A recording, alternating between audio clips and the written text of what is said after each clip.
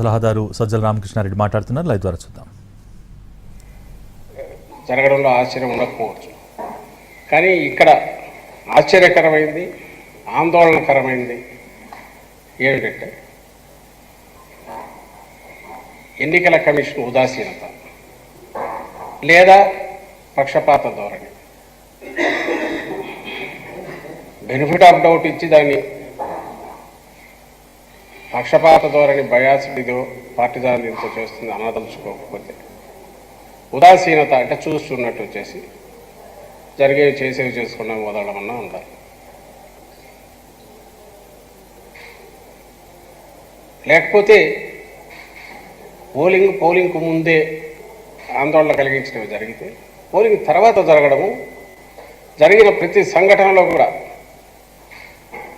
శాంతి భద్రతలు కాపాడాల్సిన పోలీసు టైంకి ఉండకపోవడము, చూస్తున్నట్టు పక్కకు చూడడం, స్పెక్టేటర్స్ మ్యూట్ స్పెక్టేటర్స్ లాగా, లేదా మా వైపు లీడర్లు ఉన్నట్టు వాళ్ళను హౌస్ అరెస్ట్ చేసి కట్టడి చేసి ఈ వైపు వీళ్ళు దాడులు చేసేట్టు చూడడం. దాడులన్నీ కూడా ఎక్కువ బడుగు బలహీన వర్గాల మీద జరుగుతుంది. ఎస్సీలు, మైనారిటీలు, బీసీలు వీళ్ళవే జరుగుతుంది. ఇది ఆందోళన కలిగించే అంశం.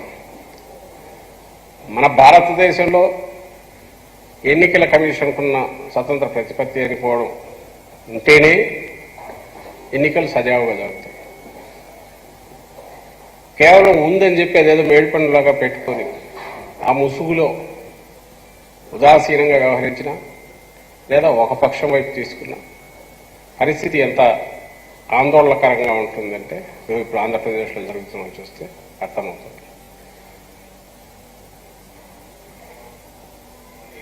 అధికారంలో ఉన్న పార్టీ ఏదైనా సరే సహజంగా అంటే ఈవెన్ ప్లే గ్రౌండ్ ఇవ్వడానికి అప్పుడు ఎన్నికలు జరిగేసరికి ప్రతిపక్షానికి సమాన అవకాశాలు ఉండాలి అధికార పక్షంలాగే.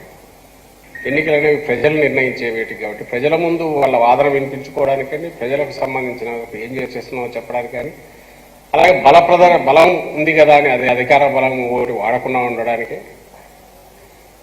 ఎన్నికల షెడ్యూల్ అనౌన్స్ చేసినప్పటి దగ్గర నుంచి కూడా సహజంగానే ఈ అధికార యంత్రాంగం, ప్రభుత్వ యంత్రాంగం మొత్తం అంతా కూడా ఎంటైర్ గవర్నమెంట్ అనేది అంతా ఎలక్షన్ కమిషన్ పర్వ్యూలోకి వెళ్తుంది, వాళ్ళ ఆదేశాల ప్రకారం నడుస్తుంది. ఇది అందరికీ తెలిసింది.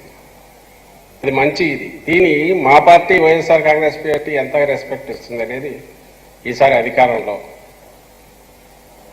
ఉన్నాక ఒక్కసారి ఎన్నికల కమిషన్ పరిధిలోకి వెళ్ళిన తర్వాత, షెడ్యూల్ వచ్చిన తర్వాత అందరూ గమనించారు. పొలిటికల్ సిస్టమ్ ఏదైతే అంటే ముఖ్యమంత్రి గారు కానీ మిగిలిన వాళ్ళు కానీ పూర్తిగా రొటీన్ కార్యక్రమాలు ఎక్కడైతే ఇంపాక్ట్ ఇన్ఫ్లుయెన్స్ చేసే అవకాశం ఉన్న చోట ఎక్కడ కూడా ప్రభావం చూపేది దేంట్లో ఎంటర్ కావట్లా. ముఖ్యమంత్రి గారు అయితే మరీ ముఖ్యంగా పూర్తి అడ్మినిస్ట్రేషన్ చీఫ్ సెక్రటరీ గారి లేదా ఆధ్వర్యంలో శాంతి భద్రతలకు సంబంధించి డీజీపీ గారు వాళ్ళు చూసుకుంటున్నారు. ఈయన వాటిలో ఎక్కడ ఇది పెట్టట్లా, అంతగా గౌరవిస్తున్నారు. అందరికీ తెలుసు, ఎక్కడ దాంట్లో దాపరికం లేదు.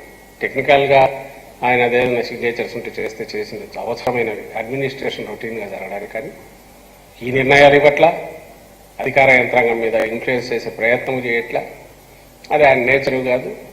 చేసినట్టు ఒక్క ఇన్సిడెన్స్ కూడా ఇంతవరకు బయట అక్కడ రాలా.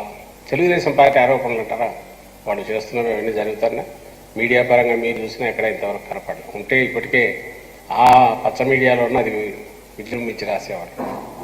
కథలు రాస్తున్నారు ఈ అధికారులు, అధికార పార్టీకి దాసోహం ఉంటున్నారు, రాస్తున్నారు. సరే, అది కూడా సహజంగానే ప్రతిపక్షంలో ఉన్న వాళ్ళు చేస్తుంటారు.